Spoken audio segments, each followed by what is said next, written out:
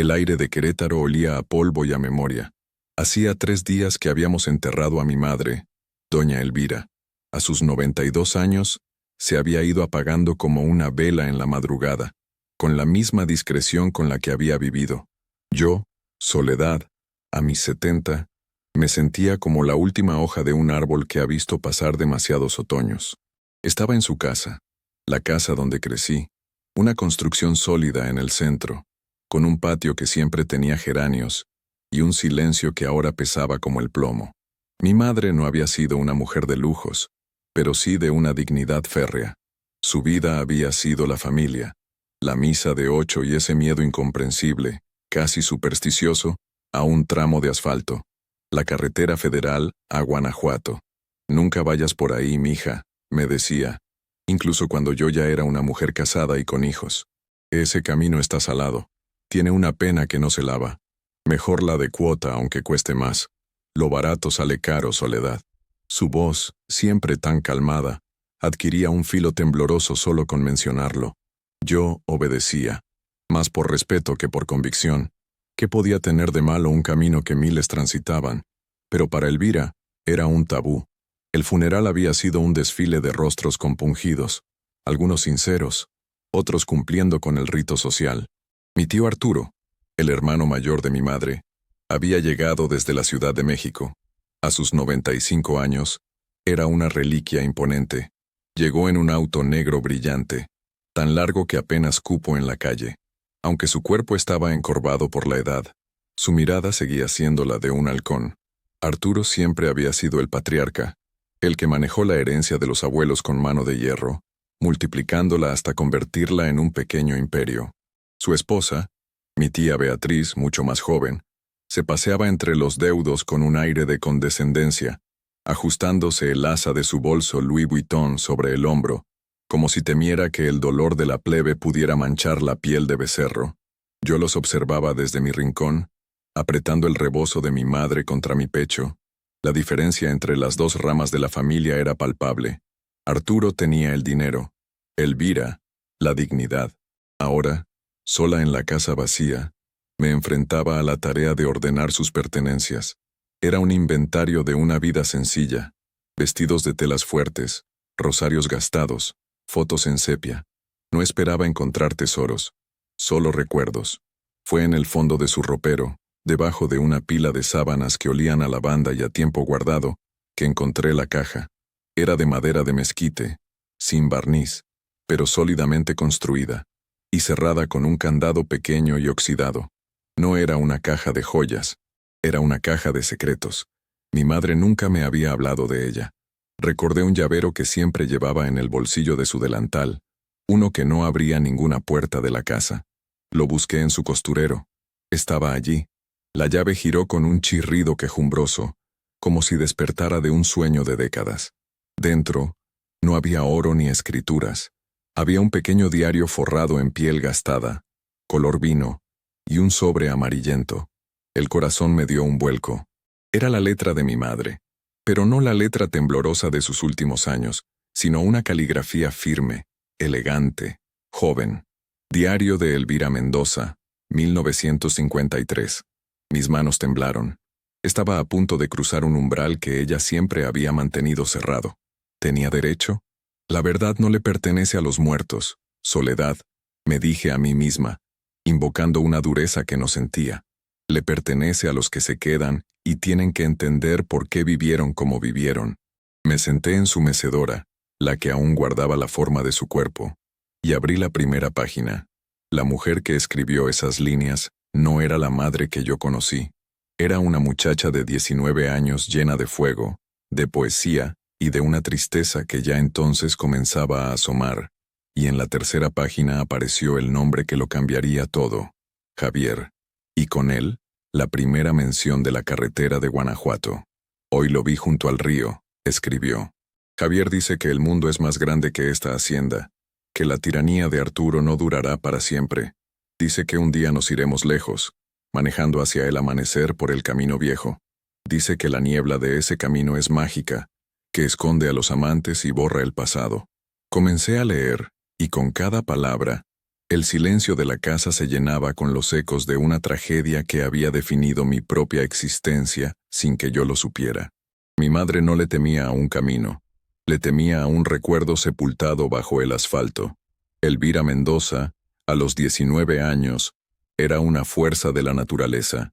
El diario la pintaba con colores que yo jamás le conocí. Mi madre, la que yo recordaba, vestía de luto y grises desde que mi padre murió. Hacía 20 años. La Elvira del diario usaba vestidos de algodón floreados, montaba a caballo a horcajadas y citaba a Sor Juana. Vivía en la hacienda de las afueras de Guanajuato, una propiedad que había sido de mis abuelos. Tras la muerte de mi abuelo, mi tío Arturo, siendo el mayor y el único varón, asumió el control total de la herencia. El diario lo describía con una mezcla de respeto y temor. Arturo dice que el apellido es lo único que importa, que el dinero no es para disfrutarse, es para hacerse más dinero. Ha vendido la mitad del ganado para comprar acciones en la capital. Dice que el campo es para los que no tienen ambición. Él era el guardián de la moral y, sobre todo, de las finanzas. Y Elvira era su posesión más preciada, una moneda de cambio para una alianza estratégica. Y entonces, Javier, no era un hacendado, no tenía apellido. Era el hijo del mayordomo de la hacienda vecina, pero había estudiado. El viejo patrón, agradecido con el padre, le había pagado la carrera de maestro normalista.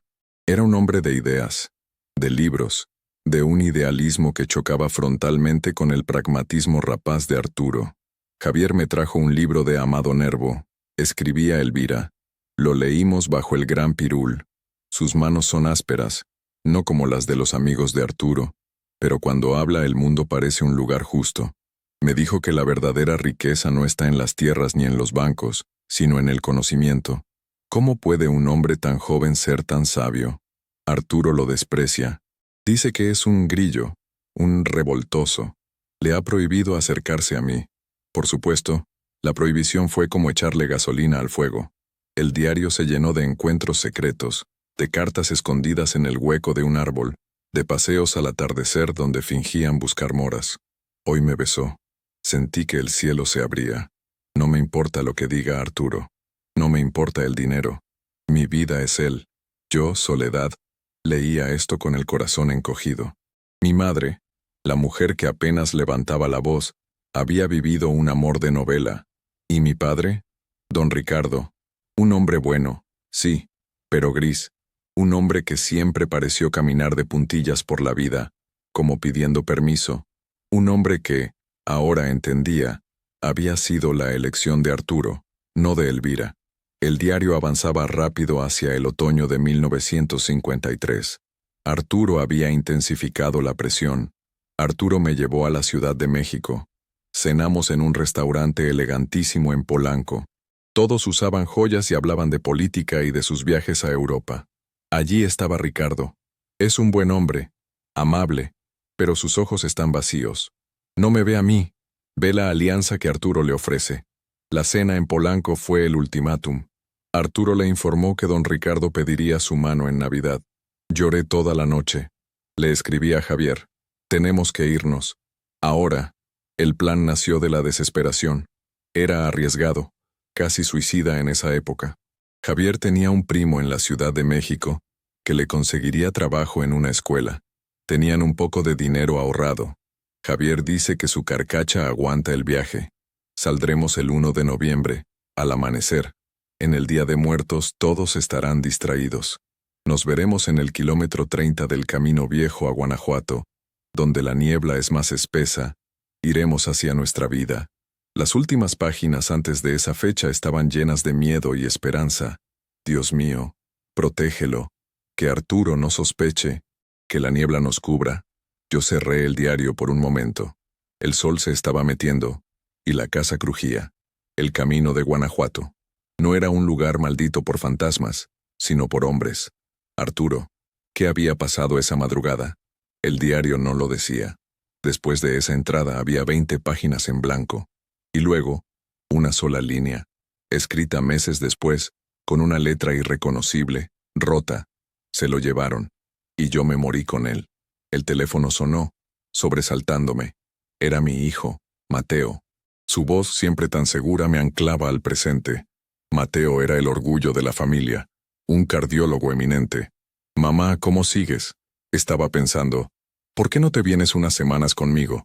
El clima en Houston te sentará bien. Te conseguí una cita en la clínica para un chequeo general, solo para estar seguros.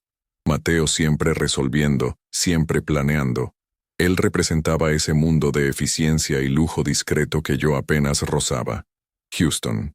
Una ciudad de vidrio y aire acondicionado tan lejana a esta casa llena de fantasmas y polvo de mezquite. Estoy bien, mijo. Solo ordenando. Hay muchas cosas de tu abuela. Mentí. No estaba ordenando. Estaba desenterrando. No te tardes mucho en eso, ma. Esas cosas solo traen tristeza. Lo que pasó, pasó. Colgué con una sensación de urgencia. Mateo no entendía. Él era un hombre del futuro. Yo, ahora, era una detective del pasado. Lo que pasó, pasó. ¿Pero qué había pasado? La respuesta no estaba en Querétaro. Estaba en ese camino. Y el sobre amarillo que estaba junto al diario, aún no lo había abierto. Lo tomé. No tenía remitente. Solo mi nombre. Soledad. Escrito con la caligrafía temblorosa de la vejez de mi madre.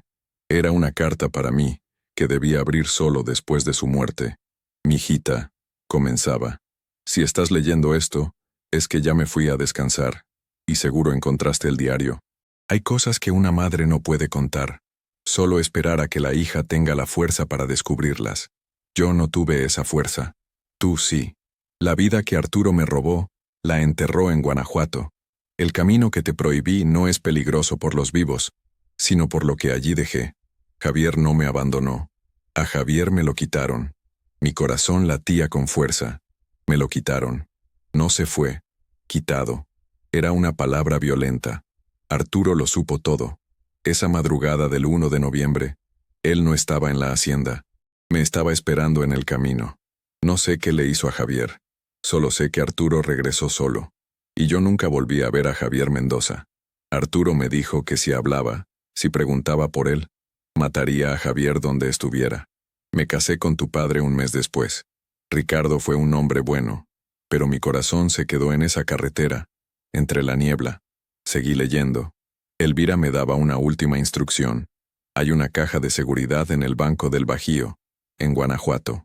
La llave es la que encontraste con el diario. He pagado el mantenimiento por 50 años. Lo que hay dentro no es dinero, es la verdad. Ve tú, Soledad. Ve por el camino viejo. Ve al amanecer. Entenderás por qué le temo a la niebla. La decisión estaba tomada. No iría a Houston, iría a Guanajuato. Un deseo ardiente, pensé, recordando un libro de superación que mi padre leía. El deseo de saber. Era lo único que importaba. Preparé una pequeña maleta. Agua, unas galletas, el rebozo de mi madre. Y el diario, la carta y la llave. Al día siguiente, antes de que saliera el sol, encendí mi viejo sedán. Ignoré la desviación moderna hacia la autopista de Cuota y enfilé hacia la carretera federal 110. La libre. El camino prohibido. El asfalto estaba gastado, lleno de parches y grietas. No había casi tráfico, solo algunos camiones de carga que resoplaban en las subidas. El paisaje del Bajío se desperezaba, los campos ocres y los cerros pelones. Me sentía una arqueóloga y también una traidora. «Perdóname, mamá», susurré, «pero tengo que saber». Conduje despacio. Cada curva me parecía una advertencia. La sugestión es poderosa. ¿Cuántas veces mi madre hizo este viaje por la autopista, mirando de reojo la desviación a la federal, santiguándose? Me detuve en un mirador. El aire era limpio y frío. Abrí el diario de nuevo, buscando detalles que hubiera pasado por alto. No lo sabía. El relato se cortaba abruptamente antes del encuentro. Mi madre había censurado el trauma, incluso para sí misma. El miedo es un fantasma que se alimenta de la inacción, me dije. Mi madre había vivido paralizada por él. Yo no. Yo estaba en movimiento. Seguí conduciendo. A medida que me acercaba a Guanajuato, el terreno se volvía más sinuoso. Las curvas eran más cerradas y la vegetación más densa. Empezaba a entender por qué este camino era ideal para una emboscada. Era solitario, perfecto para hacer desaparecer a alguien. Llegué a Guanajuato capital al mediodía. La ciudad, con sus colores brillantes y sus túneles oscuros, me pareció ajena. No estaba allí para turistear. Busqué el Banco del Bajío. Era un edificio antiguo, de cantera, cerca del Mercado Hidalgo. Adentro, el tiempo parecía haberse detenido. Mostré la llave y los papeles de defunción de mi madre. El gerente, un hombre mayor con gafas de alambre, me miró con curiosidad. Esta caja tiene décadas sin abrirse, señora. Me llevó a la bóveda. El olor a metal frío y a papel viejo era sobrecogedor. Introdujo su llave maestra. Luego yo la mía. La pequeña puerta de metal se abrió. Dentro había muy poco. No había joyas, ni dinero. Solo dos cosas. La primera era una fotografía, en blanco y negro, desvaída. Un hombre joven, de mirada intensa y sonrisa triste. Javier. Era guapo, de una forma ruda, honesta. Mi madre lo había guardado toda su vida. Y debajo, un sobre grueso. Era correspondencia oficial. El sello era del gobierno del estado, manuscrita. Pero no por mi madre. La letra era insegura, pero clara. Elvira, comenzaba. Si algún día lees esto, espero que puedas perdonarme. No solo por no haberte hecho feliz, sino por mi cobardía. Era de mi padre, don Ricardo. Mi padre. El hombre gris, el hombre silencioso, también tenía un secreto. Yo sabía lo de Javier, continuaba la carta. Arturo me lo dijo. Fue la condición para que tu hermano aprobara nuestro matrimonio. Yo era un buen partido, pero mi familia había tenido reveses. Necesitaba la alianza con Arturo y sus inversiones. Arturo me dijo que había asustado a un maestro de pueblo que te pretendía. Me dijo que el muchacho se había ido con dinero. Yo le creí, o quise creerle. Mi padre había sido cómplice por omisión, pero la carta no terminaba ahí. Hace 10 años, la carta era de 1985. Un hombre vino a verme. Era un antiguo policía judicial de Guanajuato, ya viejo, buscando confesarse. Él estuvo allí esa madrugada. Arturo no solo lo asustó, Elvira. Arturo usó todas sus influencias. Acusaron a Javier Mendoza de robar joyas de tu hacienda. Fue una trampa. El policía me dijo que lo golpearon brutalmente en ese mismo camino y lo llevaron a la cárcel de Guanajuato. Nunca tuvo un juicio justo. Arturo se aseguró de que lo enterraran en el sistema. Un frío helado me recorrió la espalda. El documento oficial en el sobre era el acta de defunción de Javier Mendoza.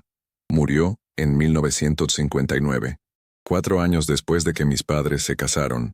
Causa de muerte: tuberculosis y falla orgánica. Murió en una celda, solo, mientras mi madre me criaba a mí, creyéndolo un cobarde que la había abandonado, o un fantasma que Arturo había desaparecido. Arturo destruyó a ese hombre, Elvira, concluía mi padre, y yo te dejé vivir en esa mentira. La cuenta de tu madre, la abuela, estaba bloqueada por Arturo. Él controlaba todo. No me atreví a enfrentarlo. Perdóname por no haber tenido el valor de Javier. Y perdóname por el valor que tú sí tuviste, al vivir con este dolor. Ahora entendía todo. El silencio de mi madre. La tristeza perpetua en sus ojos. La obediencia a mi padre. No era sumisión, era un pacto de dolor compartido. Y el odio visceral de mi madre por Arturo. Un odio frío, callado, que yo siempre había confundido con respeto distante. Mi tío no solo era un tirano, era un criminal. Salí del banco tambaleándome. El sol de Guanajuato me cegaba. Tenía que volver. Pero no podía irme así. La carta de mi madre era clara. Ve al amanecer. Entendí que no podía romper la maldición si no la enfrentaba en sus propios términos. Busqué una pequeña posada cerca del inicio del camino viejo. Un lugar sencillo, limpio. Le dije a la dueña que saldría de madrugada. Con cuidado, señora, me dijo. Ese camino es traicionero. Y dicen que en la madrugada, con la niebla, se aparece gente. Asentí pagando por la habitación. No le dije que yo iba precisamente a buscar a esa gente. Dormí apenas. Las imágenes de Javier, de mi madre joven, de mi padre cobarde y de Arturo triunfante daban vueltas en mi cabeza. A las 4 de la mañana ya estaba en pie. El frío era penetrante. Conduje en la oscuridad total. Los faros de mi coche apenas cortaban la negrura. Busqué el kilómetro 30, tal como decía el diario. Era una curva cerrada, flanqueada por un barranco de un lado y un cerro del otro. Un lugar perfecto para una emboscada. Estacioné el coche a la orilla. Apagué el motor. El silencio era absoluto, roto solo por el viento entre los huizaches. Y entonces empezó a subir. La niebla. No era una neblina ligera. Era un mar de algodón blanco, espeso, que subía del barranco y lo envolvía todo. En minutos no podía ver a más de 3 metros. Era exactamente como mi madre lo había descrito. Mágica. Esconde a los amantes y borra el pasado. O expone las verdades. Abrí la ventana. El aire olía a tierra mojada. Esperé. El tiempo se estiró. La verdad requiere valor. Me repetía. Estaba enfrentando el miedo de mi madre. El miedo de 70 años. Y entonces, el amanecer. No fue un amanecer de colores. Fue un cambio en la luz. El gris oscuro se volvió gris perla. La niebla comenzó a brillar desde dentro. Y fue cuando la vi. No era un fantasma con velo blanco. No era un espectro que gritara. Era una figura, parada junto a un gran árbol pirul, a unos 20 metros de mí. Era una mujer, de espaldas, con un rebozo oscuro. Estaba inmóvil mirando hacia el barranco. Mi corazón se detuvo. La Llorona. No podía ser. Era una sugestión, era el cansancio. Pero la figura no se movía. Toqué el claxon. La figura se giró lentamente. Y la vi. Era mi madre. No mi madre vieja de 90 años, sino la Elvira de la foto, la del diario. Sus ojos estaban llenos de una angustia que trascendía el tiempo. No me miraba a mí. Miraba a través de mí, hacia el camino por donde Arturo se la había llevado. Me bajé del coche. Las piernas me temblaban. «Mamá», grité, pero la palabra se ahogó en la niebla. La figura levantó una mano, no para saludar, sino como para detener algo. Y entonces, la visión cambió. Ya no era Elvira, era yo misma. Vi mi propio rostro, envejecido, reflejado en la humedad del aire. Y entendí, mi madre no vio a la Llorona. Ella se convirtió en la Llorona. En ese amanecer, en ese camino, Elvira Mendoza murió y nació doña Elvira, la viuda en vida. La Llorona no es una mujer que llora por los hijos que mató. Es el alma de todas las mujeres a las que les han matado el futuro.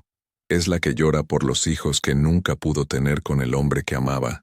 «Ay, mis hijos», susurré, y las lágrimas que brotaron eran mías, y eran de ella. Era el mismo dolor, la misma traición.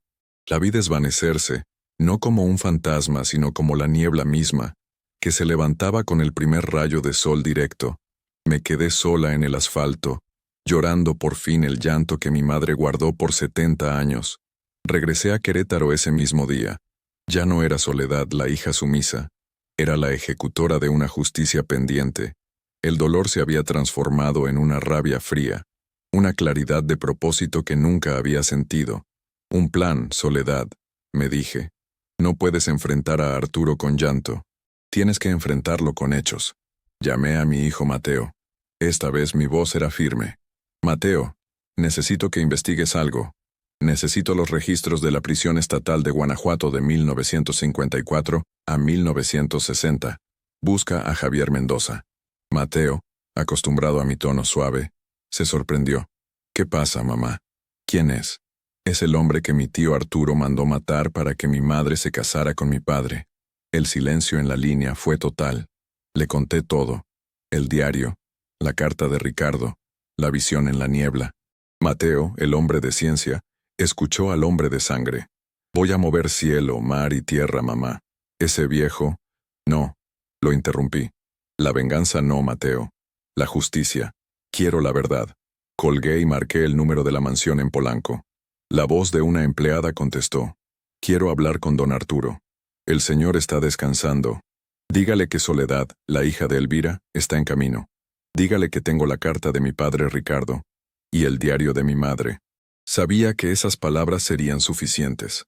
Conduje a la Ciudad de México esa misma tarde. La mansión era un palacio de mármol frío, lleno de arte que parecía comprado por kilo. Arturo me esperaba en su biblioteca, sentado en una silla de ruedas motorizada, una manta de cachemira sobre sus piernas flácidas. Pero sus ojos seguían siendo los del halcón. ¿Qué quieres, Soledad? ¿Dinero? ¿Vienes a llorar por tu madre? Su voz era un susurro seco. Vengo a que escuches un nombre, le dije parándome frente a él. Javier Mendoza. El color desapareció de su rostro de papel. Intentó farfullar. No sé de qué hablas. Un don nadie. Un maestro. Lo corregí. A quien golpeaste y dejaste pudrirse en la cárcel por robo. Un robo que tú inventaste. Puse la carta de mi padre sobre su escritorio. Puse la foto de Javier. Mi madre evitó ese camino toda su vida porque tú la dejaste allí, rota, esa madrugada. Yo lo crucé esta mañana, tío. Vi su dolor en la niebla. Vi lo que le hiciste. Vi el asesinato que cometiste en nombre del apellido. Arturo me miró. Vi algo que nunca había visto en él. Miedo. Era la herencia. Siseó. Ese, muerto de hambre, la iba a convencer de renunciar a todo. Iba a manchar nuestro nombre. Protegí a la familia. Protegí a tu madre de su propia estupidez. Protegiste tus inversiones, repliqué. Construiste este imperio de lujo sobre la tumba de un hombre bueno y la vida rota de tu hermana. Pero se acabó, tío. Me miró, evaluándome. ¿Y qué vas a hacer? ¿Denunciarme? Tengo 95 años. Nada de lo que digas puede tocarme. No quiero tu dinero, le dije, sintiendo una calma terrible. La herencia está manchada. Solo quiero una cosa. Vas a limpiar su nombre. Vas a publicar una exoneración póstuma en Guanajuato. Vas a admitir que la acusación de robo fue falsa. Vas a devolverle su honor. Arturo rió, una risa seca. Jamás. Saqué mi teléfono. Mateo tiene los registros de la cárcel y tiene contacto con todos los periódicos de este país. Podemos destruir el apellido que tanto protegiste en una hora. O puedes hacer lo correcto por única vez en tu vida. El halcón estaba enjaulado. Lo vi marchitarse. La tiranía de 95 años se derrumbó bajo el peso de una verdad guardada en una caja de mezquite. Está bien, susurró derrotado. Lo haré. Han pasado 3 meses. Hoy volví al camino de Guanajuato. Es mediodía. El sol brilla con fuerza. El asfalto es solo asfalto. La niebla se ha ido. El barranco es solo un barranco. En mi bolso llevo un pequeño recorte del periódico de Guanajuato. Javier Mendoza, exonerado póstumamente de cargos de 1953. Una nota pequeña, pero era una victoria. Arturo había cumplido. Murió 2 semanas después de nuestra conversación. No fui a su funeral. Mi madre no vivió para ver esto, pero lo supo. Supe que me dejó esa caja no por venganza, sino por liberación. Elvira no fue una mujer débil. Fue una mujer de una resistencia extraordinaria. Resistió a Arturo guardando el secreto, esperando el momento en que la verdad pudiera salir a la luz sin destruirme a mí. Su silencio no fue miedo, fue estrategia. Fue la forma más pura de amor maternal. Mi hijo Mateo llamó hace un rato. Viene de Houston el fin de semana. Mamá, quiero llevarte a cenar, me dijo. Al mejor restaurante. Celebremos la vida de la abuela Elvira. Ya tengo mi tarjeta blacklista. No quiero que te preocupes por nada, solo por disfrutar. Sonreí. El dinero, al final, solo importa por cómo se usa. El de Arturo fue para encerrar. El de Mateo es para abrazar. Miré el paisaje del Bajío. El camino ya no estaba salado. La pena se había lavado. Mi madre, Elvira, y su amor, Javier, por fin estaban libres. Y yo, Soledad, por primera vez en mi vida, ya no me sentía sola. Gracias por llegar hasta el final de esta historia. Si te ha conmovido, te pido que dejes un comentario y sigas el canal. Me ayuda muchísimo saber qué piensas. Y cuéntame, ¿qué otras historias o temas te gustaría que exploráramos? Dime desde dónde me estás escuchando. Me da mucha alegría saber hasta dónde llegamos. Como agradecimiento por tu apoyo, y para ayudar al canal, dejé unas recetas de tés y unos dulces sin azúcar en el primer comentario. Búscalas. Son un apapacho al corazón. Gracias por tu tiempo. Que Dios te proteja a ti y a los tuyos.